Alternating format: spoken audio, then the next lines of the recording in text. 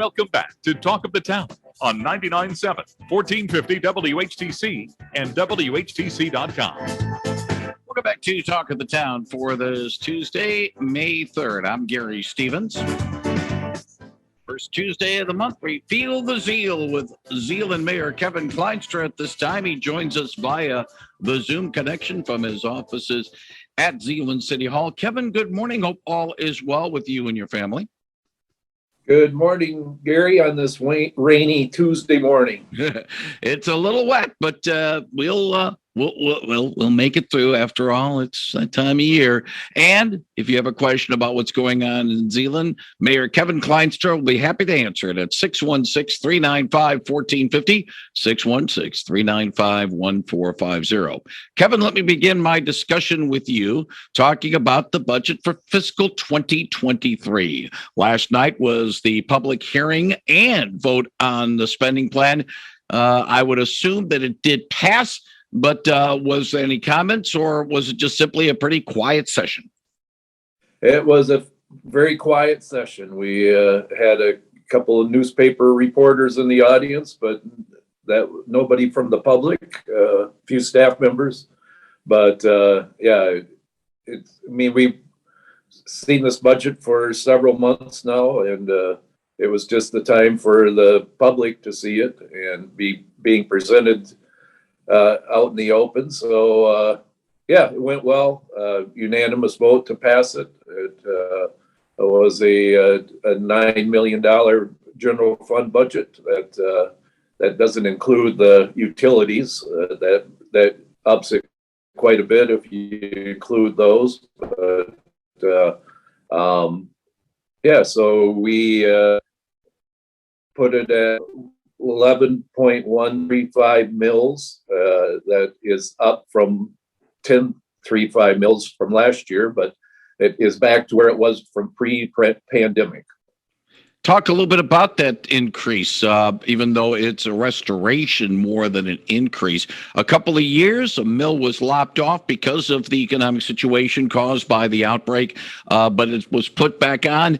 That might have been a contentious issue for some, but apparently not really that big of a deal based on the reaction and maybe about the fact that it was pretty quiet last night at the meeting. Yes, I think people understand that, originally when we had it at 11.135, that it was there for a reason.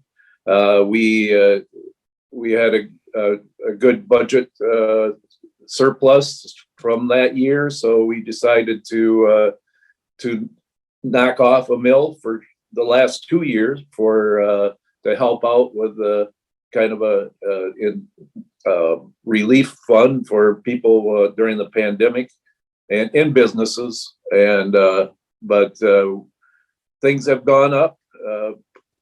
Construction projects the price have gone up for those. Wages have gone up.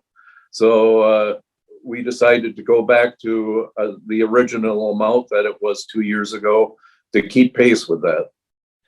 How much of this spending plan, and maybe I'm sort of generalizing it a little bit too much, Kevin, I apologize if I do, but how much of the spending plan is more to keep up with expenses, and what aspects of maybe some new plans and new funding goes into this budget that is unique for 2023 that maybe hadn't happened in Zeeland before this year? Well, it's a very capital project intensive budget. We were doing things that we probably wouldn't have done a few years ago, but we've got a good balance, a fund balance in our accounts, and so we will be spending $400,000 more than we take in this year. So we'll be doing some work at the parks, at Hogan Park, at Huizinga Park, putting in some more pickleball courts over there.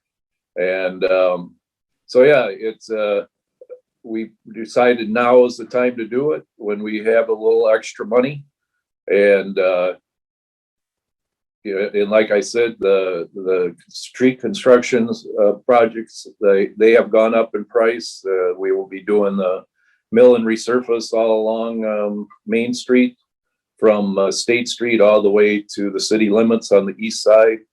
So that was a big project, and then Plainfield Court and Plainfield Street we'll be doing, and that also that's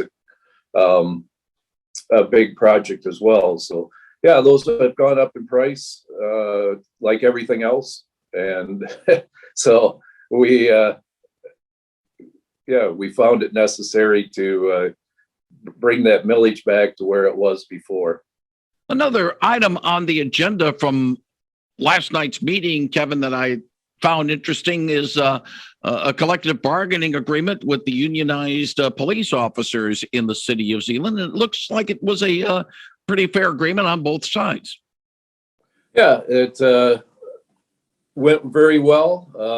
I am not involved with the negotiations of that. That is our city manager and our police chief for the city side. But yeah, from what they said, it went very well, and the union was great to work with, and not over demanding on anything. So they both walked away feeling it was a fair contract.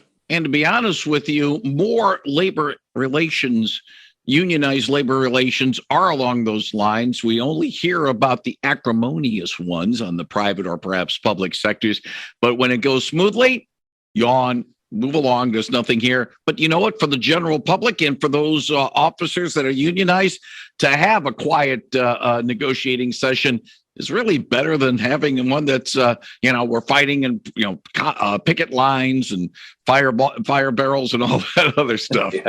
Yeah, we don't want to see that in Zeeland. And as long as I've been involved with the city, about 28 years now, it's been every time it's been a easy contract to negotiate. So we realize the importance of our police department, and the public realized it a few years ago when we talked about going to the county that they wanted our own police department. So we value them, and I hope they feel valued now with this new contract. We're chatting with Zeeland Mayor Kevin Klynstra. If you have a question, 616-395-1450, 616-395-1450. Voters are going to the polls today in most of the municipalities in our area. And in neighboring Zeeland Township and Howland Township, before some of the voters there, a question as for renewing a 30-year license that the Zeeland BPW has with those neighboring communities in order to provide electric service. And when I was talking with Andy Boatwright, the general manager of the BPW last week about this, he pointed out to me when we were talking about some of the things that the BPW does provide. I was talking about the snow melt and the proposed expansion of the snow melt in downtown Zeeland. He says, that's not a BPW thing. That is basically from the city itself, which surprised me a little, Kevin, because of my experience here in Holland, where the Holland BPW is very much involved with the snow melt. In Zeeland, it's an entirely different situation. From your vantage point, how is that snow melt project going? And, is it really a burden that the city's ready to bear? You are correct. In Holland, it is the snow melt is run with the steam from the electric generating plant. We looked at different areas on how to do that in Zeeland.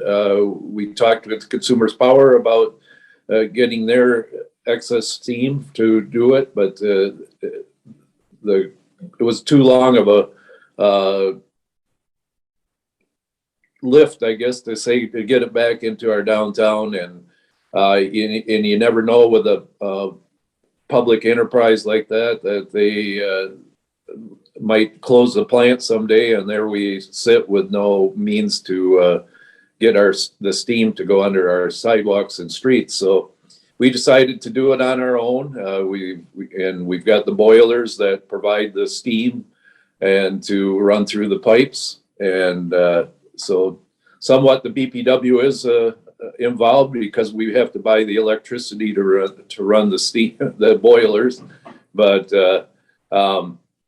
no, we are on our own with that. The BPW is not involved.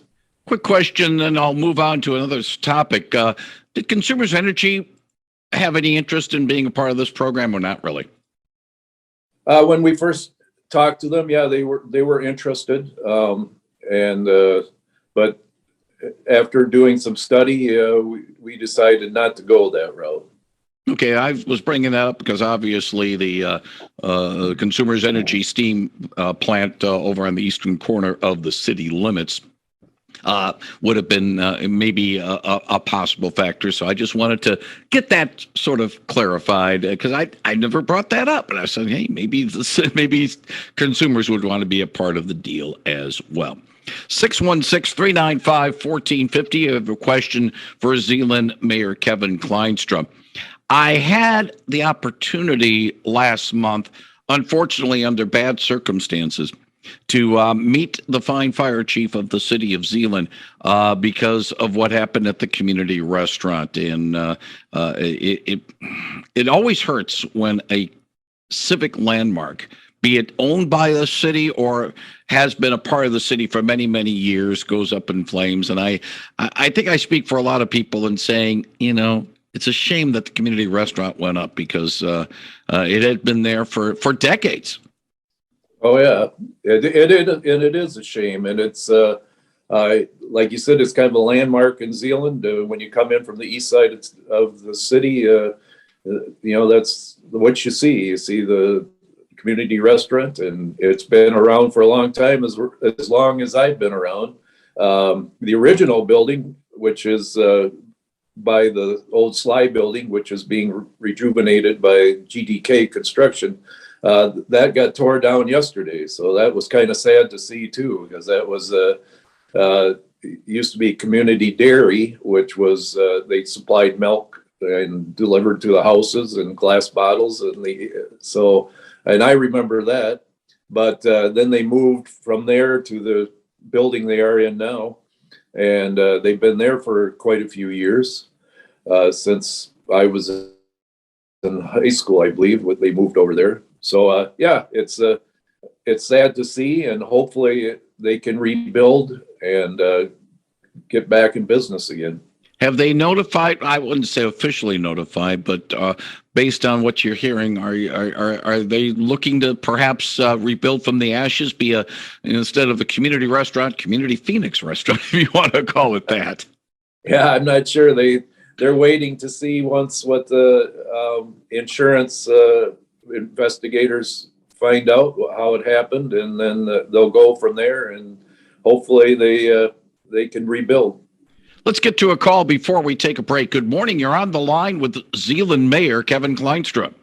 Yeah, Mr. Mayor, what's the score on those softball fields out there in Heisinger Park? I'll hang up and listen. All right, thank you very much for the call. Softball fields, Heisinger Park. What's the latest on that?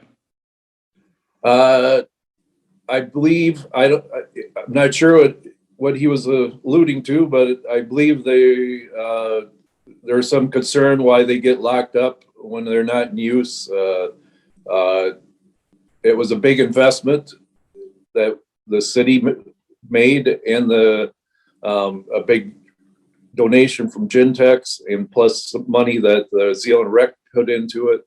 And there's a lot of things that can be broken in there. So they decided to keep them closed up when they're not in use. And some people say that it'd be nice to have softball fields to play in, but we all know when that happens, sometimes there is vandalism. So we would like to keep these as looking nice. And so Zeeland Rec softball teams can play there, and kind of similar to the Jim Cott fields on Quincy Street. Those are locked up as well when they're not in use, and those have stayed looking good for many years now. So we hope that can be the same case for our fields at Heisinger Park. Let's get to another call. Good morning. You're on the line with Mayor Kevin Klynstra. Yes, am I on the air? Yes, you are. Yes, I have a concern. on Cherry Street in Zeeland, they blocked off Elm, made it one way, and Centennial's one way. So when you get to Cherry and Church, why is that still a four-way stop? It doesn't seem like it warrants to have a four-way stop. There's no traffic on Cherry anymore much. Can you make a comment on that? On Cherry and on Church. Cherry and Church, there's a four-way stop. Shouldn't that change to just a stop for Cherry Street? Well, You got Cherry Elm Street is is one way now, and so is Centennial. There's not a lot of traffic on Church. Yeah, it's just Or on Cherry. right. Yeah, I'm Look not into sure. that, see what you can do. I really don't know the answer to that. It's just there is quite a bit of traffic with the community center there and the churches, so I can imagine why they put it there in the first place. And it still is kind of a busy corner that people going south from Main Street, seeing Centennial Street is one way going north. So yeah, it's and with the community center building there, that it comes up to the corner, so this way people stop on both sides, and I think it's a little safer. But I can always ask the police chief why we continue to have it as a four-way stop. All right, we'll see about that and appreciate the call. Between now and the next time we chat in early June, there'll be plenty of things going on in the city of Zeeland, I would assume. Obviously, tulip time, a lot of attention's being focused in Holland, but I would think the city of Zeeland will be spruced up as well, getting ready for the visitors that might be coming out of Holland and taking a look at Zeeland. Yeah, we get some overflow from tulip time into Zeeland, and we always appreciate that. But we've got some things going on as well. We've got the Peddlers Market the weekend of Memorial Day, and that's always a big event.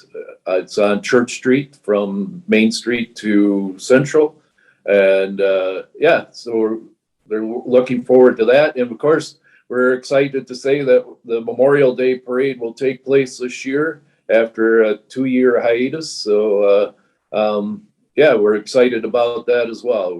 People in Zeeland always love a parade, and especially this one to honor the fallen veterans, and of course the gathering at the cemetery will take place with our city attorney Dunkersuit doing the roll call of people that are buried in the cemetery and they have lost their lives in the war. So yeah, it's always a kind of a good event for the city of Zeeland to remember our fallen veterans.